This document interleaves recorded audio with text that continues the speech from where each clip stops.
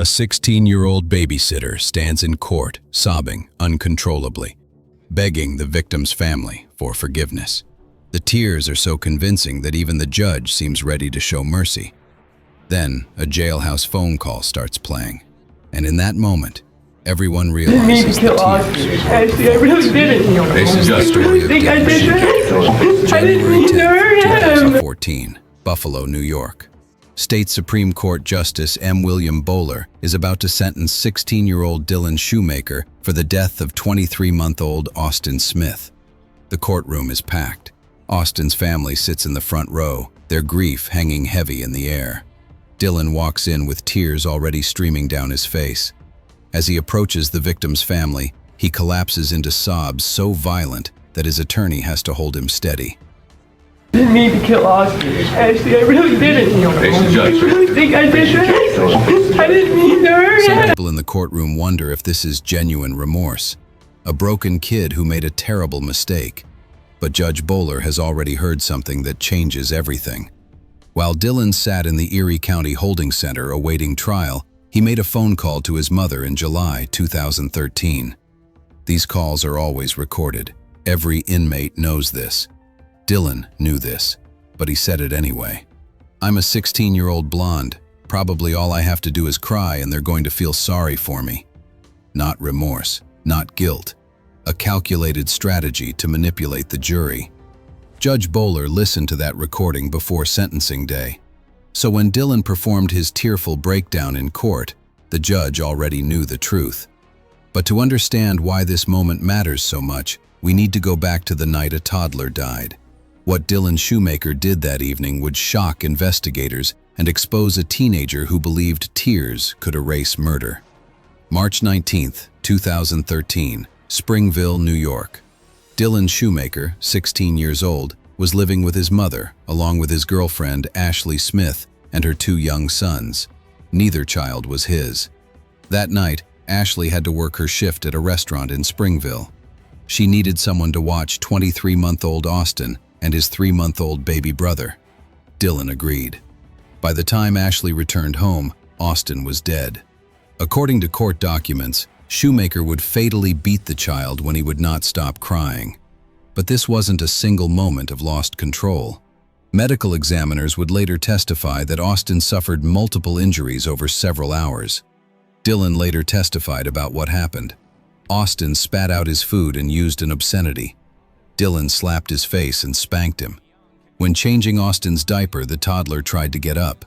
Dylan slammed the boy's head on the floor. But Dylan wasn't finished. He put a pillow on the back of Austin's head and punched it 3 times to stop him from crying and waking his baby brother. The blows caused ruptured blood vessels in Austin's left ear and near his right eye, bleeding in the retina and bleeding between the layers of the brain. The toddler's injuries were catastrophic. When emergency services arrived, Dylan claimed it was an accident. Austin had fallen, just a tragic mishap. But doctors immediately saw through the lie. Erie County Sheriff Tim Howard stated that deputies arriving on the scene immediately noticed the substantial bruising all over Austin's body, especially around his face. Medium. The injuries didn't match a fall. This was sustained, intentional violence. Police questioned Dylan, and his story fell apart. He eventually admitted to striking Austin multiple times. He was arrested and charged with second-degree murder. As Dylan sat in jail awaiting trial, he had months to think about his defense strategy. And that's when he made the phone call that would destroy any chance of leniency. Dylan's trial began in late 2013. It took a state Supreme Court jury less than 3 hours to convict the Springville teenager of intentional murder for the beating death of the toddler he was babysitting.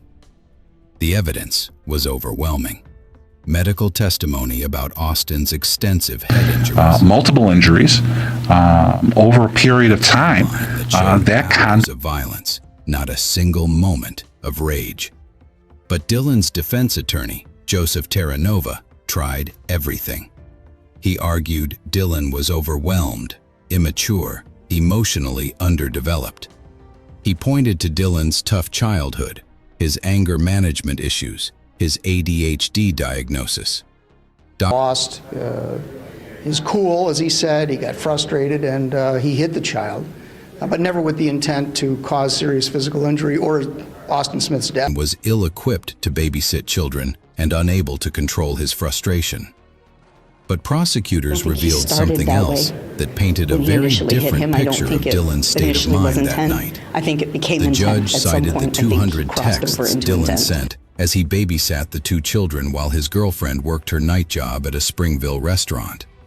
In those texts, Dylan tried to set up a sexual tryst with a girl and sell drugs to his friends. But when the texting stopped, the beatings started, Judge Bowler would later say. This wasn't a kid overwhelmed by childcare responsibilities. This was someone distracted by hookups and drug deals who got angry when a toddler interrupted him.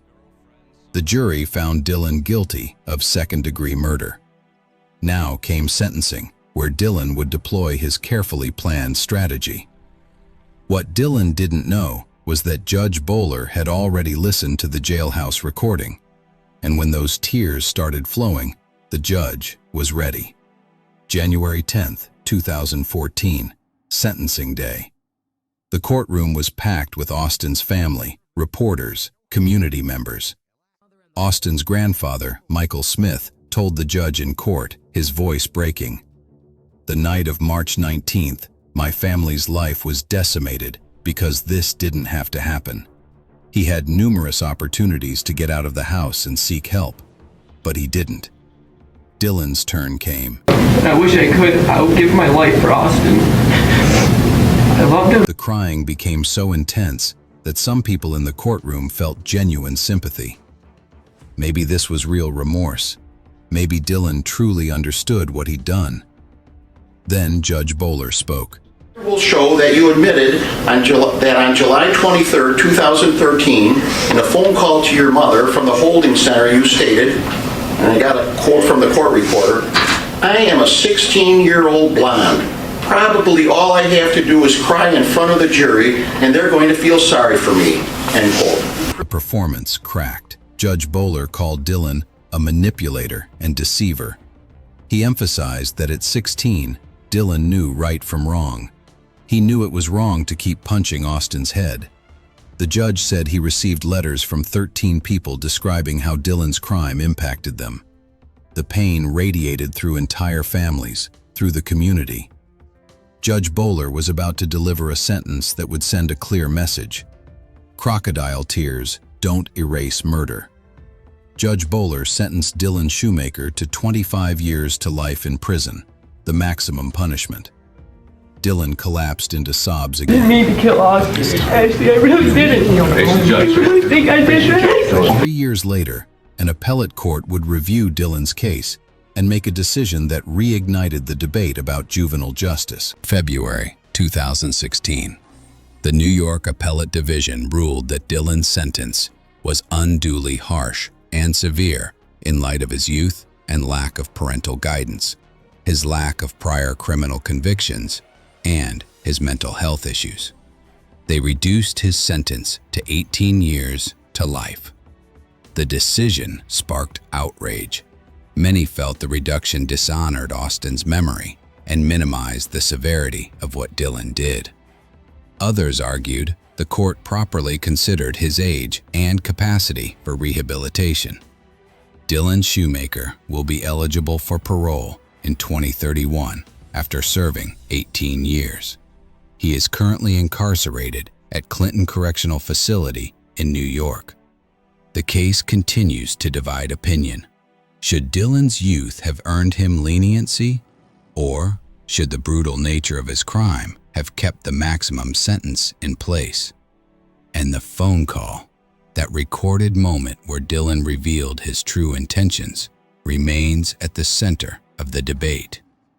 This is Courtroom Verdict, where we examine the cases that expose the truth behind courtroom performances.